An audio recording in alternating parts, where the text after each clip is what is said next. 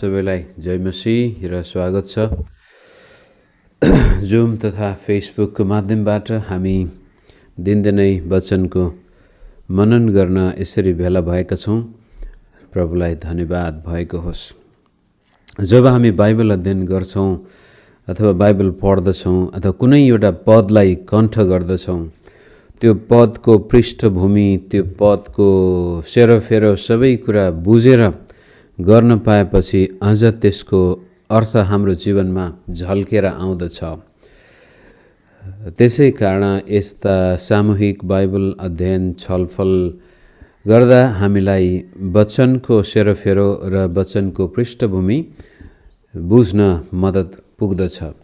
रोमी 9, 10, 11 अध्याय त्यस्तै अध्यायहरू हुन त हो। रोमीको किताबभरि नै हामीले हेर्दैछौँ कि पावलले पुरानो नियमको बडो गजबको व्याख्या गरेको छ। पुरानो नियम नपढिकनै रोमीको पुस्तकमा उल्लेख गरिएको यो सुसमाचारको व्याख्या बुझ्नै गाह्रो हुन्छ। त्यसकारण आज 10 अध्यायमा त विशेष गरी सुरुदेखि नै हामीले हेर्दैछौँ पावलको मगजमा व्यवस्थाको किताब छ, भजन सङ्ग्रहहरू छन्, यशायाको किताब छ र त्यहाँ उल्लेख गरिएका अगमबाणीका कुराहरू छन्, प्रतिज्ञाका कुराहरू छन्, आशिषका कुराहरू छन्। ती सबैलाई पावलले ख्रिस्ट येशूमा पुरा भएको देख्दै हुनुहुन्छ। त्यसै कारण 10:4 उहाँले भन्नुभयो, येशू ख्रिस्ट नै व्यवस्थाको अन्त्य हुनुहुन्छ। यो टेलोस भन्ने शब्द यो चाहिँ सिद्धियो भन्ने अन्त्य नभएर सिद्ध भयो, अब पर्फेक्ट भयो। जसै प्रभु येशूले कल्वरी क्रुसमा अब सिद्धियो भन्ने शब्द प्रयोग गर्नुभएको छ। यसको मतलब सबै कुरा खारेज भयो भन्नु खोजे होइन कि अब हुनुपर्ने सबै कुराहरू पुरा भइसके। त्यस किसिमले येशू ख्रिस्ट नै मुक्तिको केन्द्र, मानव इतिहासको केन्द्र हुनुहुन्छ। उहाँमा नै सुरुवात भएको इतिहास उहाँमा नै पूर्ण हुनेछ। त्यसै कारण बाइबलले र प्रभु येशू स्वयंले पनि आफूलाई म आदि र अन्त्य म नै हुँ भन्नुभएको छ। यसको मतलब अन्त्य भन्ने बित्तिकै येशू सिद्धि नै भनेको होइन। सम्पूर्ण कुराहरूको सिद्धता ख्रिस्ट येशूमा छ र आज जस कसैले ख्रिस्ट येशूलाई विश्वास गरेको छ त्यसले धर्म परिवर्तन गरेको भन्दा पनि यो सारा सृष्टिको जुन प्रकारको प्रक्रिया छ, सृष्टिको सुरुवात छ र सृष्टि अन्त्य पनि हुनेछ। यसको मतलब सिद्धि नै भनेको होइन कि यसले पूर्ण रूप लिनेछ। जब परमेश्वरले कुनै कुरो बनाउनु भयो त्यसको अन्तिम रूप दिनुहुनेछ र हामी त्यो अन्तिम रूपमा भाग लिने व्यक्ति हौँ। दुःखलाग्दो कुरो, हामीमध्ये धेरैजना त्यो अनन्त जीवनको अन्तिम रूपमा प्रवेश गर्दैछौँ भने कतिजना त्यसबाट वञ्चित हुनेछन्। र त्यस किसिमले रोमी आज 10 अध्यायको 14देखि हामी अन्तिम 21 पदसम्म हेर्नेछौँ र त्यसको शीर्षक नै मैले राखेको छु, विश्वास सुनाइबाट आउँछ। अब माथि 9 अध्यायबाटै पावलले भन्दैछ, यदि यहुदीहरूले विश्वास गर्ने भए म मेरो आफ्नो प्राण बाजी लगाउने थिएँ। त्यसै कारण पावल प्रभु येशूले उनलाई अन्य जातिहरू कहाँ जा भनेर पठाउनु भएको भए तापनि पावलको स्ट्र्याटेजी जहिले पनि उहाँ पहिलो यहुदीहरू कहाँ जानुहुन्थ्यो, जुनसुकै सहरमा। र जीवनको अन्तिम समयमा पनि यहुदीहरूले उहाँलाई त नष्ट गर्नै खोजेको थियो, तर पावलको हृदयमा कहिले पनि यहुदीप्रति वितृष्णा आएन, तितोपन आएन। हो, कहिलेकाहीँ उनले खुट्टा टकटकाएर धुलो टकटकाएर तिमीहरूको रगत तिमीहरूकै टाउकोमा जाओस् भन्नु पनि भएको छ।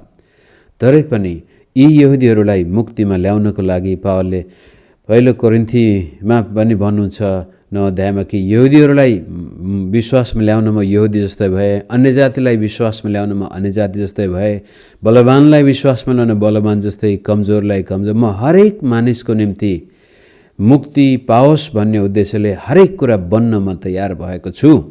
त यसको मतलब पावलको सम्पूर्ण जीवनको लक्ष्य र उद्देश्य नै येशू प्रभुले जुन सुसमाचार उनलाई दिएको छ त्यो सुसमाचार मानिसलाई सुनाउनु। किनभनेदेखि जबसम्म मानिसले सुन्ने छैनन् तबसम्म विश्वास गर्न सक्ने छैनन्। अनि येशू प्रभुले पनि चेलाहरूलाई र हामीलाई यस पृथ्वीमा राख्नुको मुख्य उद्देश्य नै त्यो सुसमाचार सुनाउनु, जुन सुसमाचारले भन्दछ अब आदमले गुमाएको राज्य, आदमले गुमाएको अधिकार फिर्ता भइसकेको छ। पाप र अधर्मले अनाज्ञाकारिताले ल्याएको दण्ड, विनाश, मृत्यु त्यसको पनि अन्त्य भइसकेको छ। अब यो मानव इतिहास कुनै एउटा विशिष्ट राजाको मुनि गएको छ। अब शैतानिक शक्तिहरू सदाकालको लागि हारिसकेका छन्। उनीहरूको अन्त्य भइसकेको छ। अब ख्रीष्ट येशूको राज्य आइसकेको छ। यो सुसमाचार र नयाँ नियमको पृष्ठभूमिमा सुसमाचार भन्ने शब्द नै यस्तो हो कि जब राजा विदेशमा युद्धको लागि जाँदथ्यो त्यो बेलामा हामीले पढेअनुसार थाहा पाउँछौँ राजा 2 महिना, 3 महिना, 6 महिना, वर्षौंसम्म पनि युद्धमा जान्थे। जसै अलेक्जेन्डर द महान, सिकन्दर महान युद्धमा निस्केका थिए सानै उमेरमा, 20 वर्षकै उमेरमा।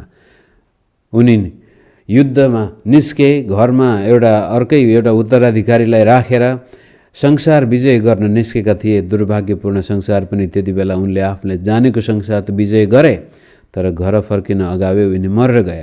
त्यस्तो किसिमले जब यदि अलेक्जेन्डर ग्रिसमा फर्केर आउने सकेको भए धेरै अगाडि नै सुसमाचार वाहक आउने थिए। हाम्रा सम्राट आउँदै हुनुहुन्छ, हाम्रा सम्राटले संसार जितेर आउँदै हुनुहुन्छ भनेर सहर सहरमा ती ग्रिक साम्राज्यमा उनीहरूको आफ्नो देशमा राजधानीमा कोलाहल मचिन्थ्यो। सुसमाचार वाहकहरू हाम्रा सम्राट फर्केर आउँदै हुनुहुन्छ, भारतसम्म पनि उहाँले विजय हासिल गरेर आउँदै हुनुहुन्छ भन्ने सुसमाचार वाहक जान्थे होला। दुर्भाग्यपूर्ण अलेक्जेन्डर आजको इरान देशमै मर्छन् र त्यसपछि सुसमाचार वाहक भन्दा पनि दुःखको समाचार वाहक गए, जसले गर्दाखेरि त्यो राज्य तहस नहस भयो, टुक्रियो, सिद्धिएर गयो।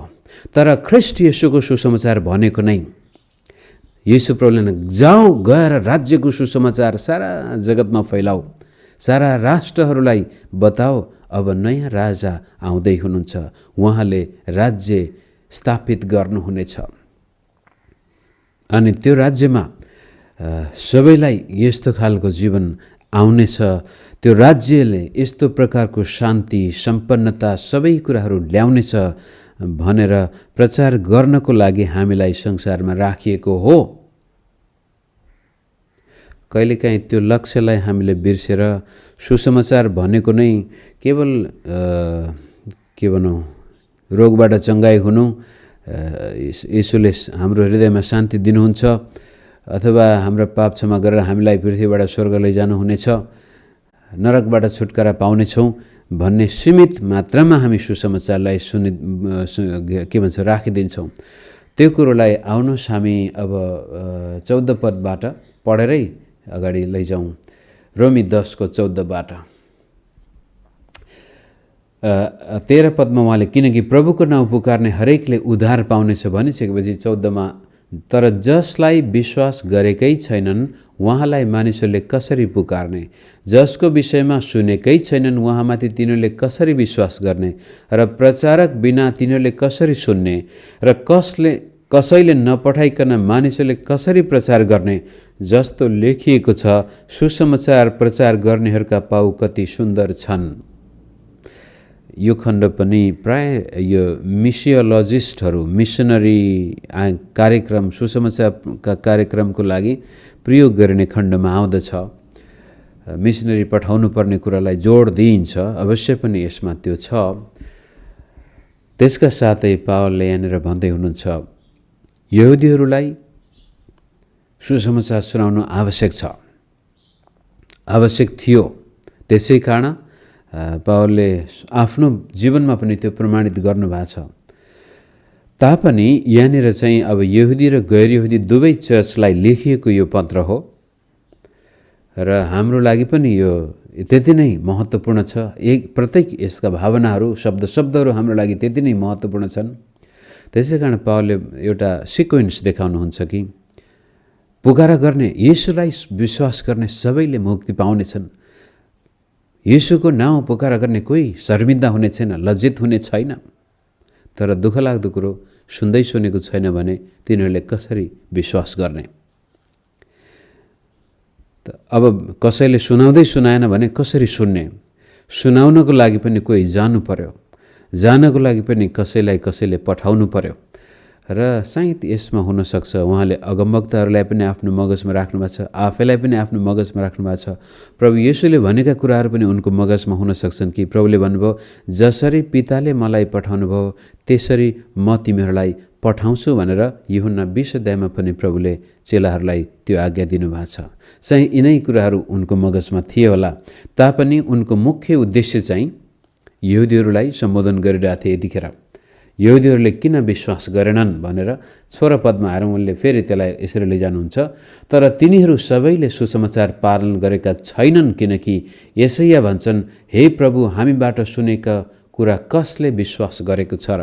अब पावलको थियोलोजीमा व्यवस्था पनि सुसमाचार नै हो, अगमवक्ताहरू पनि सुसमाचार नै हुन्, भजन सङ्ग्रह, हितोपदेश सबै यो परमेश्वरले दिएको सुसमाचार हो।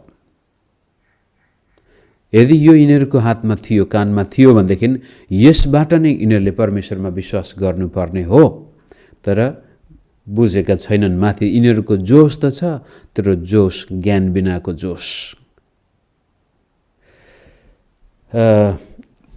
हे प्रभु, हामीबाट सुनेको कुरा कसले विश्वास गरेको छ, जे सुनिएको छ। अब माथि प्रचार गर्नेहरूका पाउ कति सुन्दर भन्ने वाक्यांश पनि उहाँले यसैयाको त्यो मुख्य खण्डबाट कोट गर्नुभएको छ। हुन त यसैया 40 देखि नै परमप्रभुले इजरायललाई गर्नुहुने उद्धारको विषयमा उल्लेख गरिएको हो, तर 51, 52, 53, 54मा आएर 55मा सम्म त्यो चाहिँ येशू ख्रिस्टमा सारा इजरायललाई गरिएका प्रतिज्ञाहरू र इजरायलले गर्नुपर्ने कर्तव्य येशू ख्रिस्टले पुरा गर्नुभएको कुरो देखाइसकेपछि, जसरी व्यवस्था 30-31 अध्याय पावलको मगजमा छ, त्यसै गरी यसैयाको 50-55 अध्यायहरू पनि पावलको मगजमा छन्। व्यवस्थाले मिस्र देशबाट इजरायलीहरू निस्केको घटनालाई सम्बोधन गरेको छ भने यसैयाले इजरायलीहरू अब विभिन्न देशमा प्रवासी भएकाहरू यरुशलेममा फर्कनेछन् भन्ने कुरा उल्लेख गरिएको छ। परमेश्वरले आफ्ना मानिसहरूलाई संसारमा तितर-बितर पार्नुभयो तापनि तिनीहरूलाई एकपटक फेरि उहाँले आफूमा ल्याउनु हुनेछ, सियोनमा फर्काउनु हुनेछ भन्ने त्यो समाचार। त्यसै कारण जसले अब बेबिलोनमा हुन, मानिलिउँ साइरसको कुरो गरौँ, राजा कोरेसको कुरो गरौँ, जब कोरेसले सबै यहुदीहरूलाई आफ्नो घर फर्केर जाने अनुमति दिएपछि यशायाकै किताबमा उल्लेख छ, म मरुभूमिमा पानीका खोलाहरू निकाल्नेछु, उजाड स्थानमा म सडकहरू बनाउनेछु, परमप्रभु जहाँ बाटो छैन त्यहाँ म बाटो बनाउनेछु, ताकि मेरा मानिसहरू सियोनमा फर्केर आउन सकुन्। त्यो चाहिँ सुसमाचार। र परमेश्वर फेरि इजरायललाई सियोनमा स्थापित गर्दै हुनुहुन्छ भन्ने त्यो सुसमाचार। र हुन त अब जुन प्रकारका अगमबाणी, जुन प्रकारको परमेश्वरको आगमन यरुशलेमको मन्दिरमा हुनुपर्ने थियो, त्यो ऐतिहासिक रूपले हामीले भएको देखेका छैनौँ। त्यसै कारण अब यदि हामीले येशू इजरायलीहरूको मसीहा, येशू यसैया अगमवक्ताले 50, 51, 52, 53, 54, 55मा भनेको परमेश्वरको सेवक हो भनेर हामी भन्छौँ भने त्यो येशूमा सारा इजरायलको निम्ति गरिएका अगमबाणीहरू पुरा भएका हुनाले अब सियोनमा परमेश्वर के भन्छ, यो सेकेन्ड टेम्पल, दोस्रो यो यरुबाबेलले बनाएको मन्दिरमा परमेश्वरको महिमा आएको हामी देख्दैनौँ। हेरोदले बनाएको मन्दिरमा पनि परमेश्वरको त्यस्तो आगमन हामी देख्दैनौँ। तर त्यो आगमन येशू ख्रिस्ट जब यरुशलेममा आउनुभयो गधामा चढेर, त्यति बेलामा hosanna hosanna, blessed is the one who comes in the name of the lord भन्ने जुन प्रकारको वाक्यांश त्यहाँ चलाइयो, त्यसले देखाउँदैछ वास्तवमा मसीहा यूहन्ना 1:14 वचन देहधारी हुनुभयो र आफ्नो महिमामा हाम्रो बीचमा वासस्थान राख्नुभयो, वासस्थान बनाउनु भयो भन्ने बित्तिकै जुन वासस्थान हामी देख्दछौँ, मूसालाई त्यो जलिरहेको पोथ्रोमा प्रभुको महिमा हामीले देख्यौँ। त्यसपछि इजरायलीहरूलाई मिस्रबाट छुटकारा दिन त्यो बादलको खामो अथवा आगोको खामो भएर आयो। जुन वासस्थान परमेश्वरले त्यसपछि पालमा आफ्नो महिमा देखाउनु भयो, जुन वासस्थान त्यसपछि परमेश्वरले सलोमनले बनाएको मन्दिरमा देखाउनु भयो, त्यसपछि इजरायलीहरूले सुनेको सुसमाचारमा अविश्वास देखाएको कारण इजिकियलको किताबबाट हामी देख्दछौँ त्यो वासस्थान, त्यो महिमा मन्दिरबाट हटेर गयो। अनि येशू प्रभु आफैले जसरी इजरायलको किताबबाट मन्दिरबाट महिमा हटेर जैतुन डाँडामा आएर बस्छ, माउन्ट अफ ओलिभ भनेर त्यहाँ देखाएको छ, त्यस्तै किसिमले त्यही पर्वतमा बसेर येशू प्रभुले आफ्ना चेलाहरूलाई भन्नुहुन्छ यो मन्दिर नष्ट भएर 3 दिनमा यो खडा हुनेछ। र नभन्दै स्वयं येशूको शरीर त्यो महिमित परमेश्वरको महिमाको वासस्थान भयो। र त्यसपछि ख्रीष्ट येशूमा विश्वास गर्ने प्रत्येक विश्वासीको शरीर र मण्डली पनि त्यो जीवित भवन भयो जहाँ परमेश्वर बास बस्नुहुन्छ। त्यो कुरो भनिसकेपछि त्यसै कारण उनले त्यसपछि त्यो सुसमाचार मसीह आउनुभयो यरुशलेममा, परमेश्वरको महिमा यरुशलेममा आइसकेको छ। येशैयाले अगमवाणी गरेको थियो, how beautiful are the feet of those who bring good news. अनि त्यो गुड न्युज चाहिँ येशू प्रभु यरुशलेममा आउनुभयो, सारा महिमालाई आफूमा केन्द्रित बनाउनु भयो। स्वर्ग र पृथ्वी येशू ख्रीष्टको शरीरमा मिलापमा आयो, त्यो मन्दिर उहाँ बन्नुभयो। र त्यसपछि अब अगाडि लैजाँदाखेरि जसले उहाँमाथि विश्वास गरे तिनीहरू त्यो स्वर्ग र पृथ्वीको मिलन। त्यसै कारण ख्रीष्ट येशूमा विश्वास गर्ने मित्रहरू, तपाईँ साधारण व्यक्ति होइन, स्वर्ग र पृथ्वीको मिलन बिन्दु हो। हामीमा यस्तो गजबको ईश्वरीय योजना दबेर रहेको छ। हामी कतिपटक त्यसलाई खोल्दै खोल्दैन, प्याजको त्यो दाना जस्तै, प्याज जस्तै बाहिरको मात्रै हेरिरहेछौँ हामीले, तर त्यो खोल्दै खोल्दै भित्र गयौँ भनेदेखि त प्रभुले गजबको काम गर्नुभएको छ हाम्रो जीवनमा। यो सारा सृष्टि गर्ने सृष्टिकर्ताले तपाईँ र मलाई आफ्नो सृष्टिको योजनामा समावेश गर्नुभएको छ। स्वर्ग र पृथ्वीको मिलनबिन्दु हामी भएको कारण नै आज शैतानिक शक्ति तपाईँ र म कुनै स्थानमा जाँदाखेरि दुष्ट आत्माहरू भागेर जाने हामी साह्रै आत्मिक भएर होइन, हामीमा एउटा यस्तो रहस्य छिपेर रहेको छ।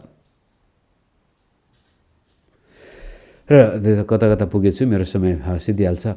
तर तिनीहरू सबैले सुसमाचार पालन गरेका छैनन्, किनकि यशायाले भन्छन्, हे प्रभु हामीबाट सुनेका कुरा कसले विश्वास गरेको छ। अब यशाया 53 अध्यायको 1 पदबाट यसरी सुरु हुन्छ र यशाया 53 अध्याय हाम्रो लागि निकै महत्त्वपूर्ण अध्याय हो। जे सुनिएको छ त्यसैबाट विश्वास आउँछ, जे सुनिन्छ त्यो ख्रीष्टको प्रचारबाट आउँछ। अब चाहिँ पावलले पुरानो नियम र नयाँ नियम दुवैलाई समावेश गरेर भन्छ सुनिएको कुराबाट विश्वास आउँछ र जुन कुरा सुनिँदैछ त्यो चाहिँ ख्रीष्टको प्रचारबाट आउँदैछ, परमेश्वरको वचनबाट भनेर पनि कुनै कुनै ट्रान्सलेसनमा हुन्छ। तर विशेष गरी जहाँ जहाँ येशूको सुसमाचार सुनिन्छ त्यो नै परमेश्वरको वचन हुन्छ। र त्यो सुनेको कारण हामीमा विश्वास उत्पन्न हुनुपर्ने। कहिलेकाहीँ के लाग्छ मलाई भन्नुहुन्छ भने यो लोगोस अथवा यो जीवित वचन येशू प्रभुलाई आज हामी हाम्रो मुखबाट कसैलाई सुनाउँदाखेरि त्यो वचन नै स्वयं त्यो भित्र गएर एउटा सृजनात्मक काम गर्ने प्रक्रिया जस्तो पनि देखिन्छ, जसले मैले हिजो पनि भने होला सायद, कुनै पनि व्यक्तिले सुसमाचार सुन्छ र त्यसपछि त्यो सुसमाचारप्रति उसमा एउटा सकारात्मक सोच आउँछ कि होइन यिनीहरूले भनेको कुरो कतै सत्य त होइन मात्रै भन्ने भावना त्यो व्यक्तिमा आउँछ भने एक दिन त्यो व्यक्तिले विश्वास गर्नुपर्छ। तर सुन्ने बित्तिकै यो हुँदै होइन, यो सम्भव नै छैन, यिनीहरू यस्ता र त्यस्ता भनेर त्यो सुसमाचारलाई उसले सुन्नै चाहँदैन भने त्यो व्यक्तिमा मुक्तिको सम्भावना, विश्वासको सम्भावना छैन। तर कोही कोही चाहिँ एकदमै ख्रिस्टियनको विरोधी हुन्छन्, शत्रु नै व्यवहार गर्छन्, तर एक्लै हुँदाखेरि उनीहरू घोरिन कतै तिनीहरू सत्य त होइनन् भनेर त्यो एक किसिमको अलिकति मात्रै पनि त्यो लोगोसलाई उसले आफ्नो जीवनमा ठाउँ दिएको खण्डमा त्यो लोगोसले नयाँ जीवन उत्पन्न गर्न सक्ने शक्ति सुसमाचारमा छ। त्यसै कारण सुन्नु भनेको नै खालि त्यो कानमा मात्र सुन्ने नभएर सुनेका कुरालाई सकारात्मक रूपले आफ्नो जीवनमा काम गर्ने ठाउँ दिनु, अनुमति दिनु। इजरायलसँग पुरै व्यवस्था छ, सबै कुराहरू छन्, अगमवक्ताहरू थिए, तिनीहरूले कानमा त आवाज त सुनेको थाहा छ, तर उनीहरूले हृदयमा त्यो काम गर्न दिएको थिएन। त्यो कुरो तलसम्मै हामी देख्नेछौँ। जे सुनिएको छ त्यसैबाट विश्वास हौँ। तर म सोध्दछु कि तिनीहरूले सुनेका छैनन्? निश्चय नै तिनीहरूले सुनेका छन्, किनकि भजन सङ्ग्रह 19:4 उहाँले भन्छ, तिनीहरूको आवाज सारा पृथ्वीभरि पुगेको छ र तिनीहरूका वचन संसारको पल्लो छेउसम्म पुगेका छन्। अब यो भजनबाट उनले बडो गजबले कोट गर्नुहुन्छ। वास्तवमा त्यहाँ त भनेको छ, स्वर्ग र पृथ्वी सृष्टिले परमेश्वरको बयान गर्दैछ, शब्द बिना परमेश्वरको महिमाको बयान गर्दैछ, त्यसै कारण तिनीहरूका आवाज सारा पृथ्वीभरि फैलिएका छन् भनेको छ। र त्यसपछि त्यो भजनको निष्कर्षमा लेखकले भन्छ, हे प्रभु, मेरो हृदयको मेडिटेसन बी एक्सेप्टेबल इन्टु दाई साइट भनेर, मैले हृदयबाटै जो तपाईँको आराधना गर्दैछु त्यो तपाईँको सामनेमा स्वीकार योग्य होस्।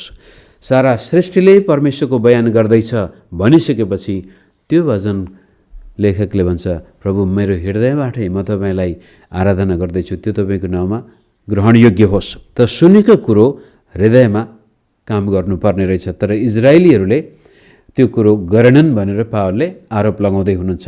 19 म फेरि सोध्छु, के इजरायलले बुझेनन्?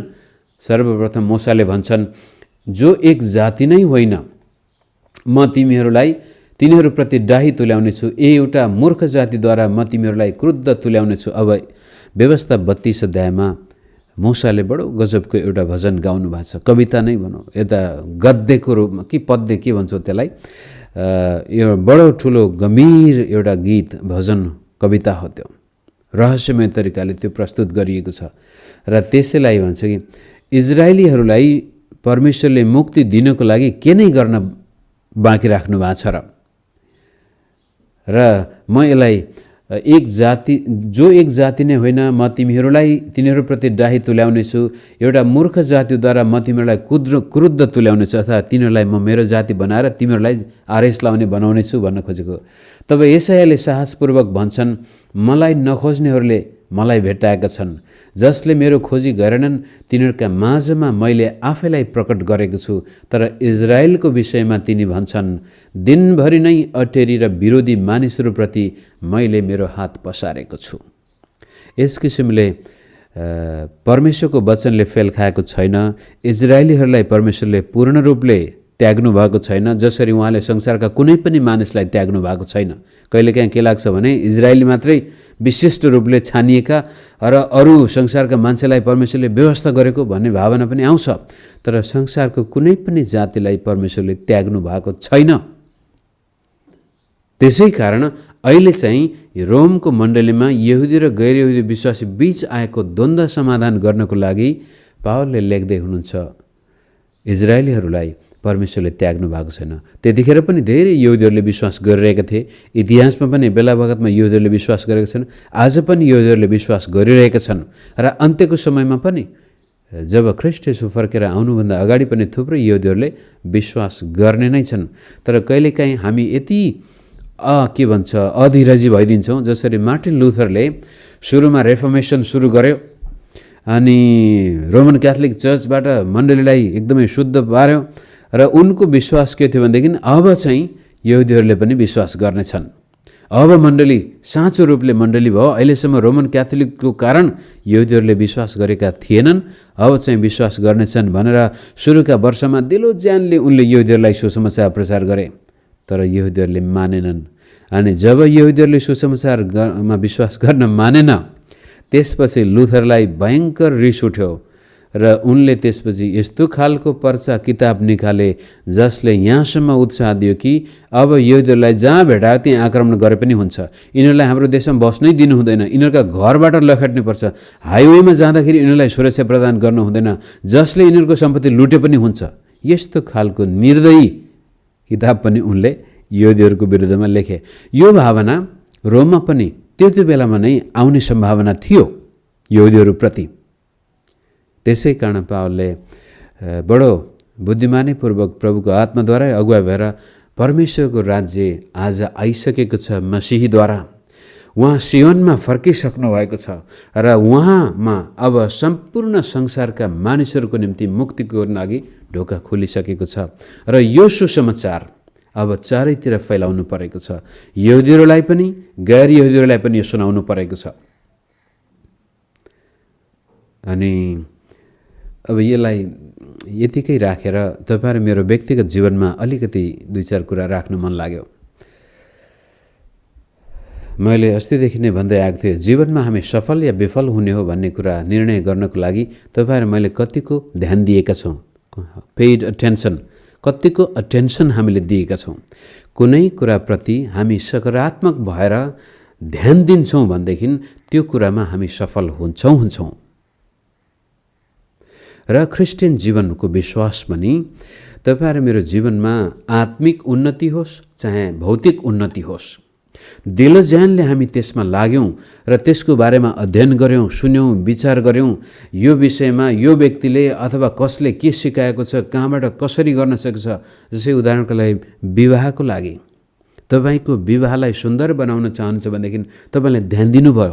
तपाईको श्रीमतीले बोलेका कुरामा ध्यान दिन थाल्नुभयो, श्रीमानले बोलेका कुरामा ध्यान दिन थाल्नुभयो, छोराछोरीले बोलेका भनेका कुरामा ध्यान दिन थाल्नुभयो र त्यसपछि त्यहाँ भएका कमी कमजोरीलाई महसुस गरेर अब त्यसमा निर्माण गर्नको लागि मेहनत गर्नुभयो भने त्यो विवाह सधैँभरि सुन्दर हुन सक्छ। तर ध्यानै दिनु भएन, वास्तै गर्नु भएन, श्रीमतीले जे भनेको छ भन्न दिनुभयो, श्रीमानले जे भनेको हो भन्न दिनुभयो, छोराछोरीलाई लथालङ्गै छोड्नुभयो, त्यत्तिकै होला नि एक दिन राम्रो विवाह होला भने पर्खिनु भयो भने त्यो कहिल्यै सम्भव छैन। त्यस्तै किसिमले अरू जीवनका क्षेत्रमा पनि, चर्चको विषयमा पनि, मण्डलीमा जाउँ न केही छैन, पास्टरहरूले के गर्दा रहेछन् हेरौँ, अगुवाले के गर्दा रहेछन्, एल्डरहरूले के गर्दा रहेछन् हेरौँ भन्यो, तर कहिल्यै मण्डलीप्रति तपाईँ दिलो ज्यान हुनु भएन, चर्चलाई माया नै गर्न सक्नु भएन, चर्च कसरी के हो, चर्च भने के हो भन्ने कुरामा ध्यानै दिनु भएन, न त तपाईँ आफ्नो जीवनमा रहर लाग्दो विश्वासी जीवन बन्न सक्छ, न चर्चको लागि फाइदाजनक। आफ्नै आत्मिक जीवनमा पनि तपाईहरु मेरो जीवनमा भएका कमी कमजोरीहरूलाई, आफ्ना गलत व्यवहारहरूलाई, गलत बानीहरूलाई ध्यान दियौं र त्यसपछि परमेश्वरको वचनले त्यसको बारेमा के भनेको छ अनि त्यसमा सुधारको लागि प्रयास गर्यौं भनेदेखि हामी निश्चय नै परमेश्वरको आशीषलाई थाम्न सक्ने भाँडो बन्नेछौँ। र ती सबै कुराहरू कानको सुनाइबाट मित्रहरू, ज्ञानको सुरुवात नै कानको सुनाइबाट आउँछ। परमेश्वरले आफ्नो वचन हाम्रो हृदयमा लेख्ने पनि कलम कान नै हो। अनि त्यो कान खाली सुन्ने मात्र होइन कि त्यो सुनेका कुरालाई त्यसपछि लिनु पर्यो र भन्नु पर्यो, हो यो क्षेत्रमा चाहिँ मेरो कमजोरी रहेछ। अर्को शब्द मैले युज गरेको थिएँ केही दिन अगाडि, प्रोक्रास्टिनेसन अथवा पछि गरौँला, भोलि गरौँला भन्ने शब्दलाई निर्मूल पारेर अहिले आज मैले यो सुनेको छु भने आज मैले पाइला चाल्नु पर्यो त्यसपछि मेरो जीवनमा उन्नति र प्रगति गर्न। त्यसकारण मुक्तिको लागि मात्र नभएर यो सुनाइ चाहिँ दैनिक जीवनको लागि पनि महत्त्वपूर्ण छ, दिनदिनको जीवनको लागि महत्त्वपूर्ण छ। र एक दिन सुनेर पुग्दैन, विश्वासका कुराहरू, वचनका कुराहरू दैनिक जीवनमा हामीले सुन्दै गयौँ भनेदेखि हाम्रो जीवनले सफलताको दिन देख्न सजिलो हुन्छ। तर सुन्न छोड्यौँ, व्यवस्था गरिदियौँ, ध्यानै दिएनौँ, मलाई थाहा छ, मैले जानेको छु मात्रै भन्यौँ, तर जीवनमा लागू गरेनौँ भनेदेखि हामी परमेश्वरले चाहेको गन्तव्यमा पुग्न सक्दैनौँ। त्यसकारण विश्वास सुनाइबाट आउँछ, सुनाइ ख्रीष्टको वचनबाट। अनि तपाईँ मलाई अर्को कुरो पनि के थाहा हुनुपर्छ भने पावलको पालामा अथवा इतिहासमा यो प्रिन्टिङ प्रेस आउनु अगाडि पनि जब मानिसको हातमा प्रशस्त किताबहरू आए त्योभन्दा अगाडि प्रायःजसो ज्ञानका कुराहरू पढेर सुनाइन्थ्यो। अझै हाम्रै चलनमा हेरौँ, आजसम्म बाहुन पुरोहितहरूले किन आएर त्यो अनावश्यक बुझ्दै नबुझेको संस्कृत भाषा पनि सुनाउँछन्, किनभने प्राचीन समयदेखि नै सुनिन्थ्यो ज्ञानका कुराहरू। मनमा त्यत्तिकै पढेर त्यो पछि डेभलप भएको टेक्नोलोजी हो। सुरुमा बाउलकै पत्र, रोमीको पत्र फिबीले रोममा लाँदाखेरि उनले नै पक्कै पनि यो पत्र त्यो चर्चहरू घर घरमा गएर सुनाएको हुनुपर्छ। प्रत्येक ती पत्रहरू पावलले लेख्दाखेरि त्यो कसैले त्यतिकै बसेर पढ्ने, त्यो त कसैको हातमा पत्र पाउनु, किताब पाउनु भनेको त्यति बेलामा त निकै ठुलो खजाना पाउनु थियो। र जसले त्यसपछि पाउँदथ्यो सबैलाई सुनाइन्थ्यो, पब्लिकली त्यो पढिन्थ्यो। अनि त्यो सुनेर नै विश्वासीहरू घरमा गएर आफ्नो विश्वासी जीवन बिताउँथे भने हामीहरू त वास्तवमा यति भाग्यमानी भन्ने शब्द नै चलाउँ हामी। कि अब हाम्रो हातमा परमेश्वरले दिएको वचन यति गजबले छ, तपाईँ जुनसुकै बेला जहाँ पनि राख्न सक्नुहुन्छ। तर त्यो समयमा मण्डलीमा सभाघरमा सुन्नु पर्दथ्यो ध्यान दिएर, होइन फिबीले पावलले पठाएको पत्र त पढ्नुभयो, त्यहाँ के पो भनेको थियो भनेर त्यो सम्झिनु पर्ने हुन्छ। घरमा लोग्ने स्वास्नीले छलफल गर्नुपर्ने हुन्छ, एकअर्कालाई सम्झाउनु पर्ने हुन्छ। त्यसै कारण ध्यान दिएर सुन्नु पर्दथ्यो त्यो बेलामा। त्यो दिन आज हाम्रो हातमा अब प्रशस्तै सुन्ने पढ्ने कुराहरू छन्, तापनि विश्वासीहरू आफ्नो जीवनमा प्रगति गरेको नदेख्दा कहिलेकाहीँ साह्रै दुःख पनि लाग्छ।